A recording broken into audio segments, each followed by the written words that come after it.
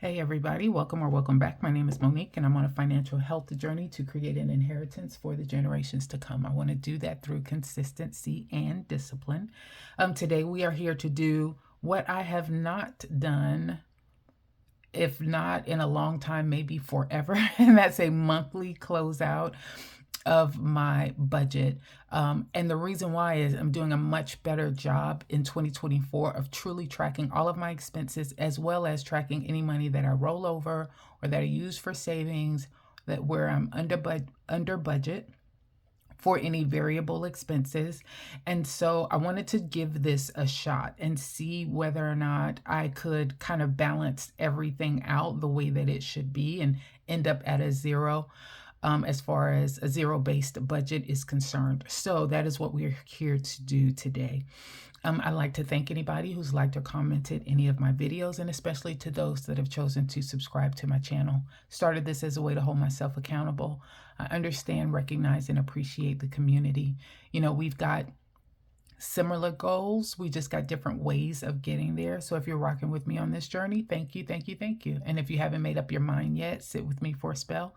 Check this video out. And at the end, if you feel like this is content that you find valuable, please click that subscribe button. So first thing I had to do in thinking through this is I wanted to do it for the month of February, right? But knowing when I get paid, I'm a bi-weekly paycheck budgeter. Understanding when I get paid, that doesn't correlate with a monthly calendar view. So February 1st through February 29th doesn't really work for a bi-weekly paycheck budgeter. They got paid on the 26th of January, and then again on the 9th of February, and then again on the 23rd of February. So it just doesn't line up quite right. So I thought to myself, what would be the best way to do this? And what I decided to do was run my month as January the 26th through February the 22nd. That means that I would have 2 full paycheck periods that would cover all of the bills and the necessities that I had for a 4-week cycle, which is about a month. And it's not following a calendar month of February, but it is pretty close. And it should align really well with how I get paid. So that's how I decided to do it. I went through both of the paycheck budget with me's that I did for the January 26th check and the February the 9th check. And I think it was the 9th and not the 8th. But I went through those, documented everything for income, for bills, for variable expenses, savings, debt, etc. And those are all of the numbers that I already have documented here. And so we're just going to now add things up, talk through it, and see where we end up. I did not do a budget for the month. I always just do a budget by my paycheck. So I don't have anything in the budget category for these. I didn't go through the process of writing in a lot of dates and all of that kind of things. I just basically put in what the item was and what the cost amount was. And if there were multiple, like for example, for unplanned, I had a lot of unplanned expenses, especially this last paycheck cycle. For that, I just have a total amount that you will see there, and that encompasses both of the paycheck periods, okay? So just wanted to give that disclaimer out. All right, so we'll start with the income. As far as my income source is concerned, for my bills account, I deposited $22.50. For the variable account, I deposited $1,100. I had $585 for rollover. So this would have been rollover that I saved up in my bills account to use because I knew that there were things that I had to pay for, and if I could have saved the money earlier than I did. So for example, for my mortgage for February, I actually saved some of the money in the first check I received in January, roll that over to the January 26th check, okay?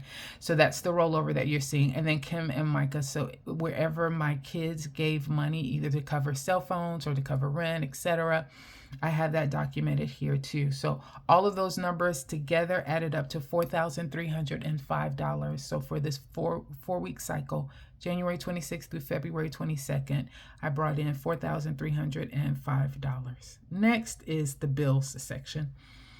So I do have all of the bills written out I did go with actual amounts here on this side.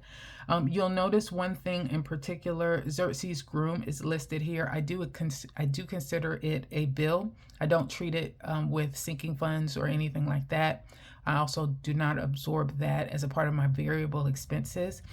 I try to make sure it's accounted for in my bills. And so his appointment has been canceled now twice. So that's why it shows $0. I will show you though here that for that one, I typically budget $50. And the reason why I want to write that in is because that's money that is still in my account. Because I still haven't spent it. I'm just rolling it over. So it'll be considered as a part of that rollover money when I do my monthly closeout for March, if I decide to do a monthly closeout for March. I did have a couple of extra bills now that I'm now associating in here. Spotify is new. And so you'll notice here, for example, I've got both Apple Music and Spotify. They're both for my daughter. She transitioned from Apple Music to Spotify. When she moved over, the Apple Music was due at the end of February, and then the end of January, so it ended up getting included in this budget for the month.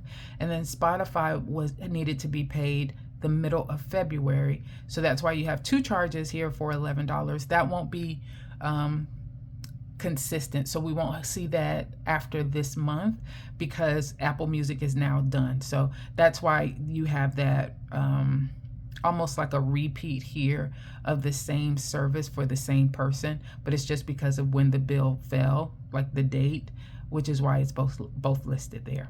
And then I did get another iPad for her, so I do have an additional Apple Care expense that is now included. Alrighty, so let's add all of this up together and see where we are.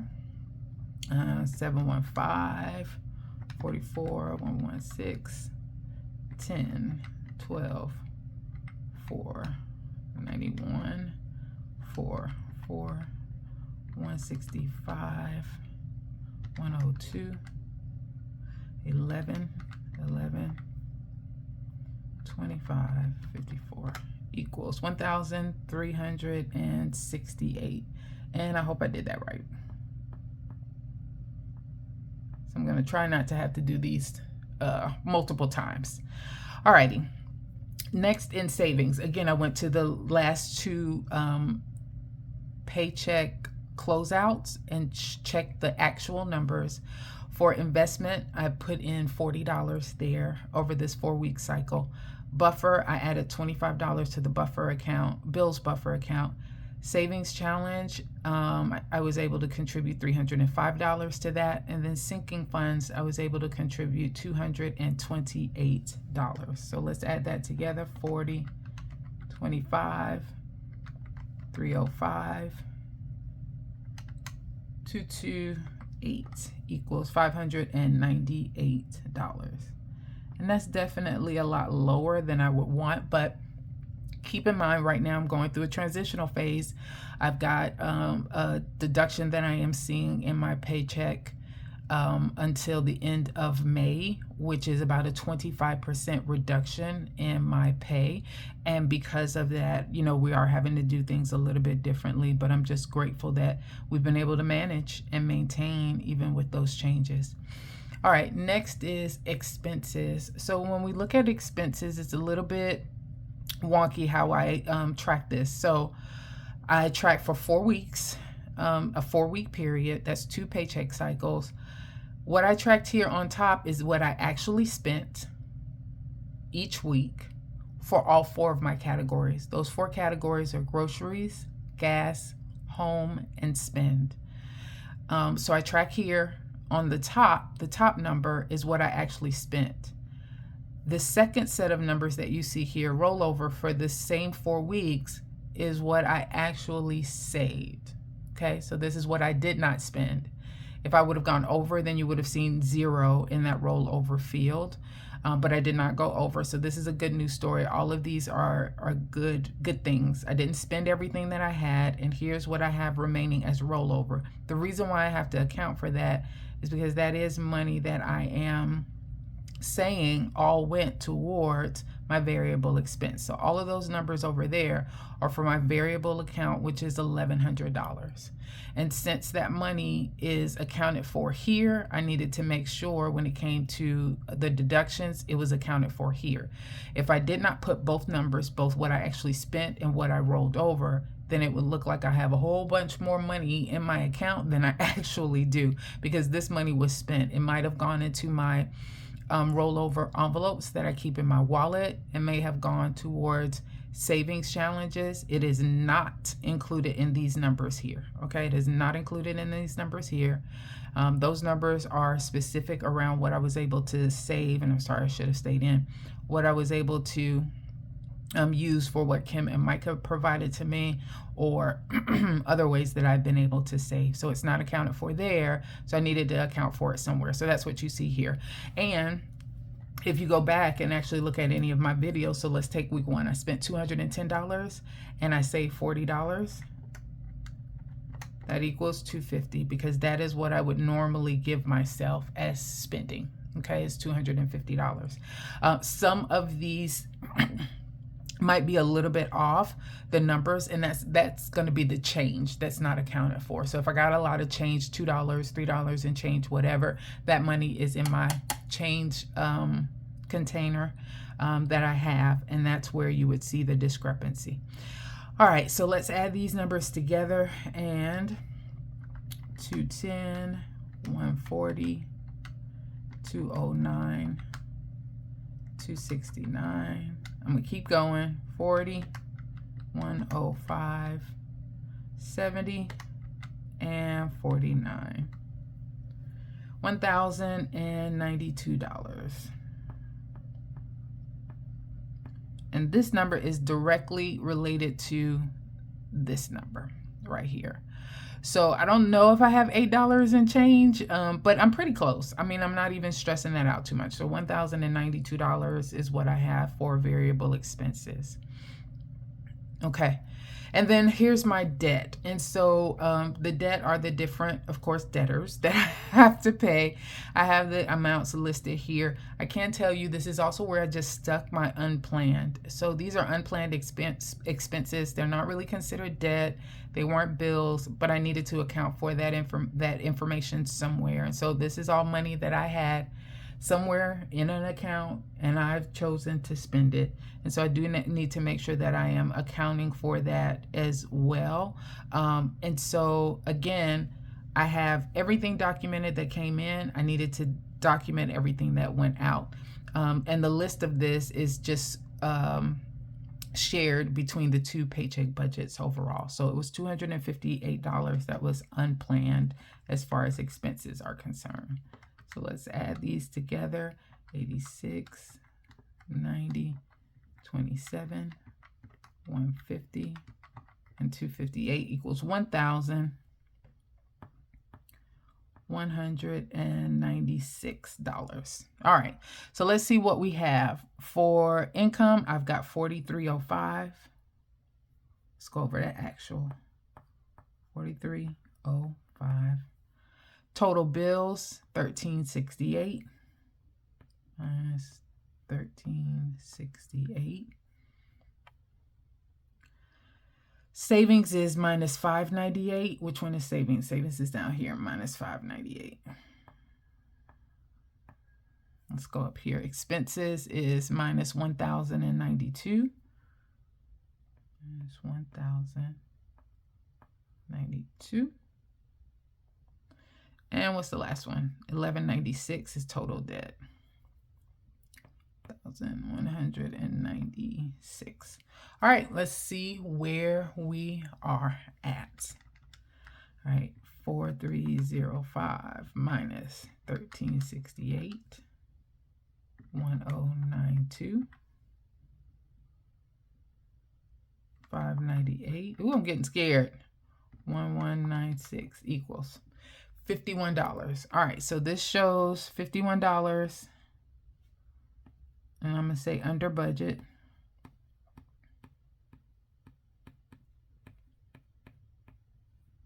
It's by $51, and that's not bad because, boom, Xerxes Groom is $50, and that money should have still been available. If that would have come out and I would have had a 50 there instead of a 0, then I would have been $1 under budget. And that is about as close as I have ever come to having a 0-based budget. So I'm going to count it as a win. This is an A+ for me. You do not have to pat me on my back. I'm going to pat my own self on the back.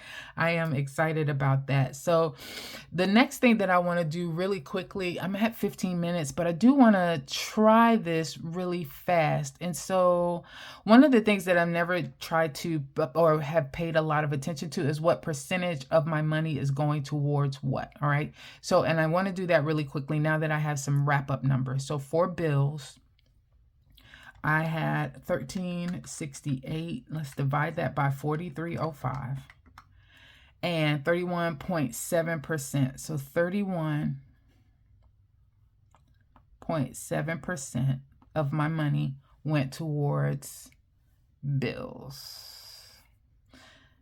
Next, savings.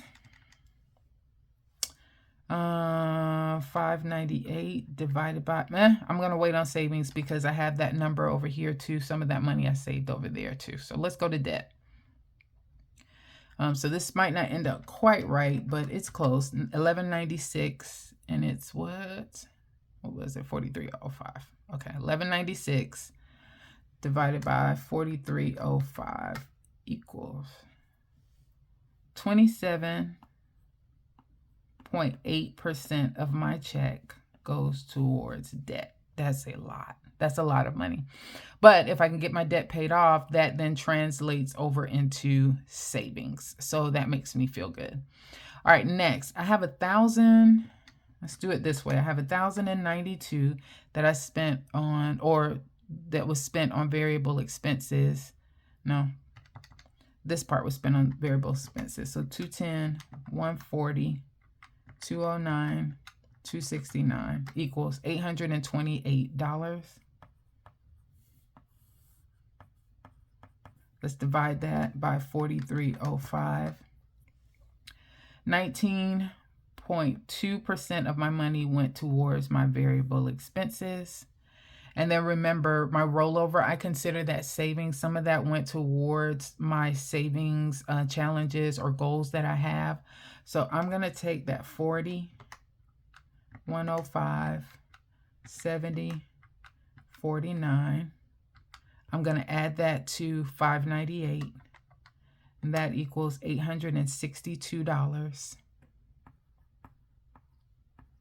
And I'm going to divide that by 4305, and 20% of my money went towards savings. So am I close? Let's try that. So that's 31.7 plus 20 plus 19.2 plus 27.8 equals 98.7. That's pretty close. All right, so there's a few little half percents up in there somewhere. So what I do find interesting is that my bills are at about 31 to 32% of my money, and my debt is around 27 to 28%. They're almost equal. And so this is just another reminder for me, or confirmation for me, that I really have to work on the debt. The more I can get rid of that debt, the more that money goes towards savings. And I don't think it's bad to have about 30% of my money going towards all of my bills. That's not bad. If you look at that rule, I think it's 50, 30, 20, having at least no more than 50% of your money going towards your your living overall. So if you have that 31% there, and I'm at 19.2% here for variable expenses, that's pretty close to that 50% mark. And then I'll be doing pretty well. Okay. So this was good for me. I don't know if it helped anybody else. Looking at your numbers, just understanding from a monthly perspective where you are, and definitely looking at what percentage of your money is going towards your bills. I know that's something I think the Budget Mom talks about a lot. And so at the end of the day, I need to do better, right? The debt needs to do better, but I'm doing great as far as my variable expenses are concerned. And I'm contributing right about what I wanted to do for savings. Now that I look at it, having about 20% of your money go towards savings isn't a bad thing. Okay. All right. Thanks everybody for your time. I appreciate it. You guys have a good one.